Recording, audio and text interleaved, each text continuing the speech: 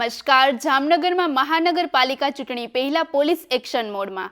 શહેરમાં તાજેતરમાં થયેલી મારામારી અને ફાયરિંગની ઘટનાને પગલે અસામાજિક તત્વો સામે કડક કાર્યવાહી હાથ ધરવામાં આવી. પટણીવાડ સહિતના સંવેદનશીલ વિસ્તારોમાં સક્રિય ગેંગોને નિશાન બનાવી પોલીસ દ્વારા ગુજસીટોક હેઠળ બે મુખ્ય ગેંગ સામે ગુના નોંધાયા. અસલમ ખિલજીની આગેવાની હેઠળની ગેંગના 18માંથી 13 આરોપીની ધરપકડ કરવામાં આવી, જ્યારે 5 ફરાર છે.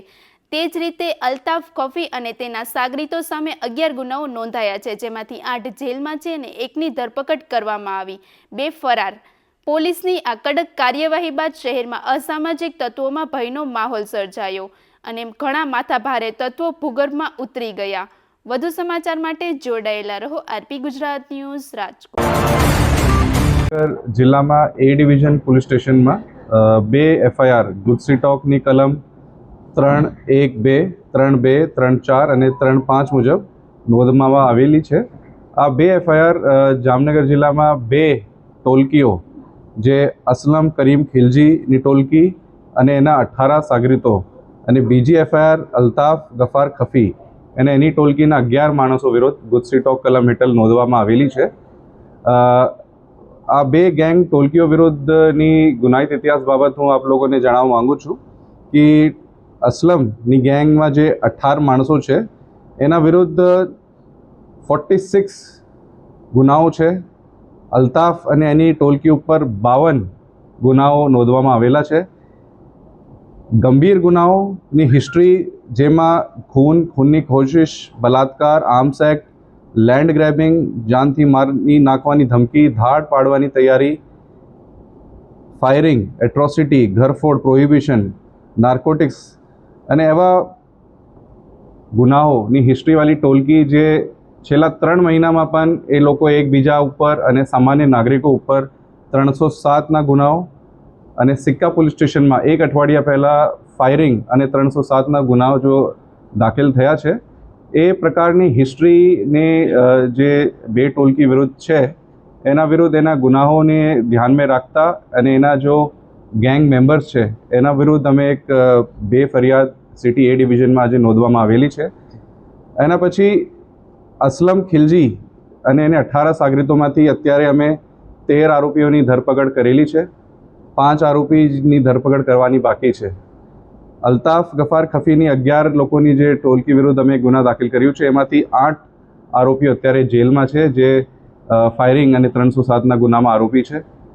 અને સાથ 1 આરોપીને અમે આજે અરેસ્ટ કર્યું છે અને 2 બાકી છે. સાથે સાથ આ તપાસ દરમિયાન તપાસ ડીવાયએસપી સિટી જયવીર ઝાલા દ્વારા કરવામાં આવશે. આ તપાસમાં અન્ય કોઈ ગેંગ મેમ્બર, અન્ય કોઈ માણસ એની મદદ સગવડ કરતા આપતા હોય એની પણ અમે એની ધરપકડ કરશું.